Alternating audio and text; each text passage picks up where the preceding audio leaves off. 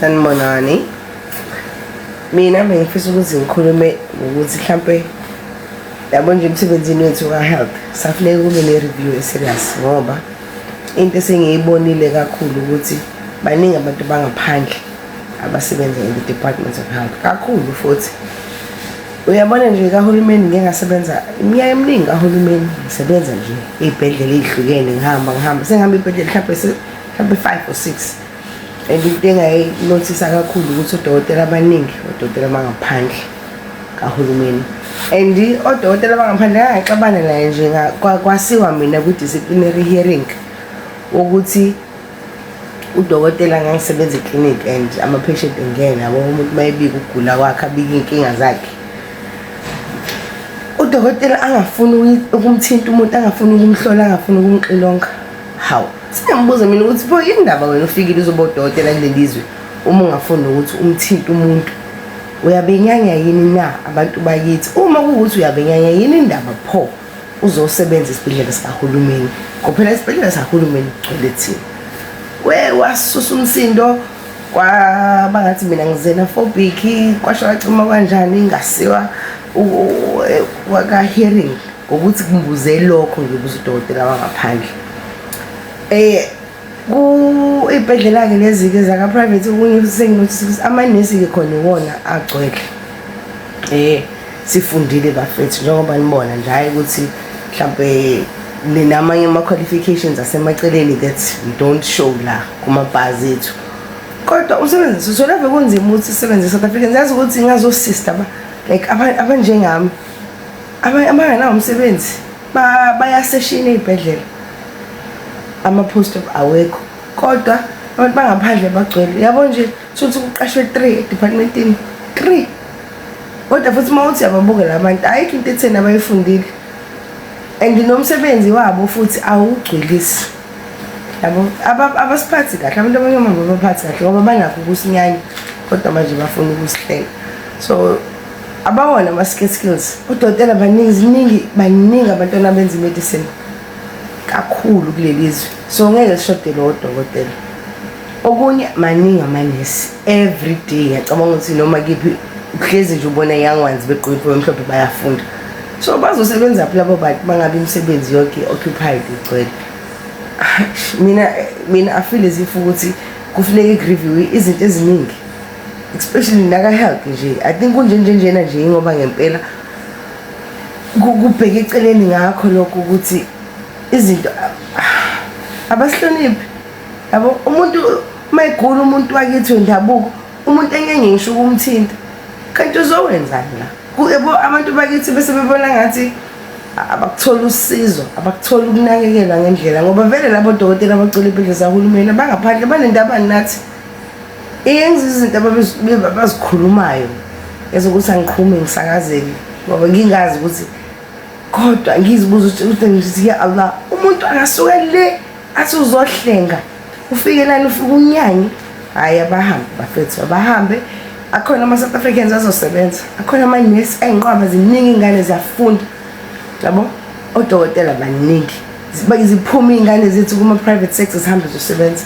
kahulumeni ziyeke ukuseshini umuntu athole umsebenzi permanent post asebenza ngoba ama-post akhona so wonke umuntu nje ongayena wala e-South Africa ukuthi you are naturalized or whatever ufuna ukisho ukuthina ukuthi mhlawumbe la amaphepha if hamba bafethu hambani yabo nje uma uka-health qala ucabange manje ukuthi hayi uhamba kanjani ukuya kini ngoba ngempela hayi sidinga ukuthi ngabantu bendabuko sihlengane sodwa futhi thina siya-understandana yabo umuntu uma efika ethi umuntu nje ngizokwenza umzekelo athi umuntu yazi ingane iyabhakuza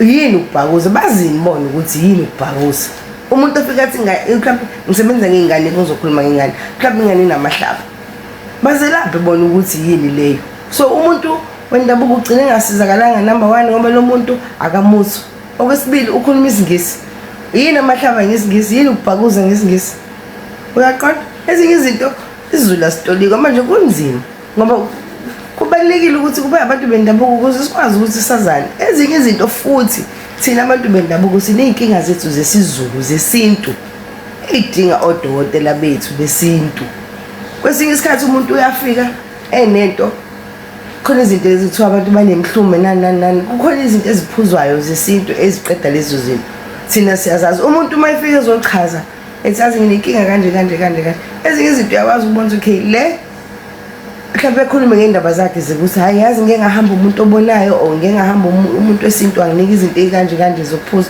uba ne-understanding yokuthi okay ukhuluma ngani yabo. So how do we get holistic care?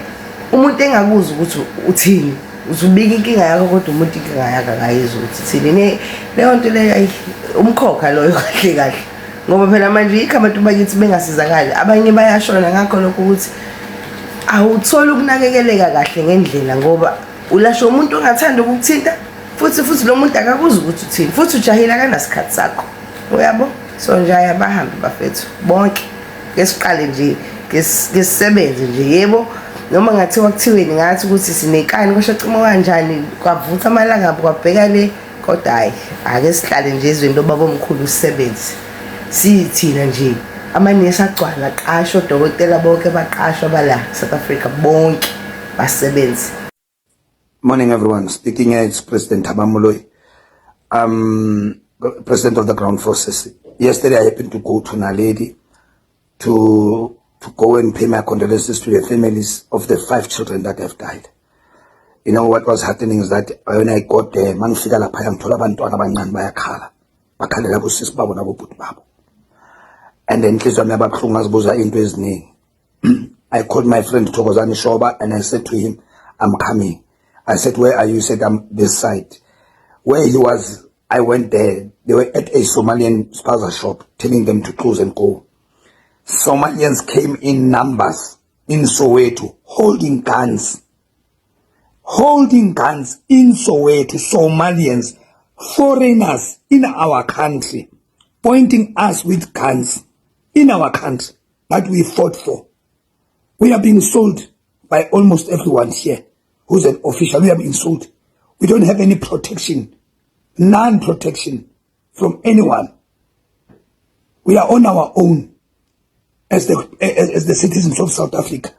We don't have any law. South Africa doesn't. I don't have a gun. Foreigners have guns, pointing big guns to our people. The owners of this country are being pointed and by guns by foreign nationals. What is happening with our country? What have we done wrong? We fought whites under apartheid system. Now we must fight foreigners in our country. Our kids are being poisoned, killed by foreigners. When we try to stand up, we are being pointed with guns in our own country. No one protects us. Officials will come in those houses to say condolences. What have you done? What are you doing to prevent this from happening as officials? Premier, mayor, everyone, councillor, whoever, police, immigration, everyone, labor, everyone here. What are you doing to protect us? What are we? We are being killed, pointed by guns by foreign nationals, more especially in Gauteng. No one does anything. Yo, I'm bleeding. I couldn't sleep yesterday. I couldn't believe it. What I saw in Naledi yesterday in Soweto, foreign nationals pointing guns. Kubuhlungu, yes, kubuhlungu. President Thabo Moloi. Love you, Sowetan. Hello good people, welcome back to this channel. If you are new here, please make sure you do the right thing. You press that subscribe button and hit the notification bell. Good people, please comment your thought below. Tell us what do you think after watching this video, and don't forget to like, share and subscribe. Kulongile, bye. See you on the next one.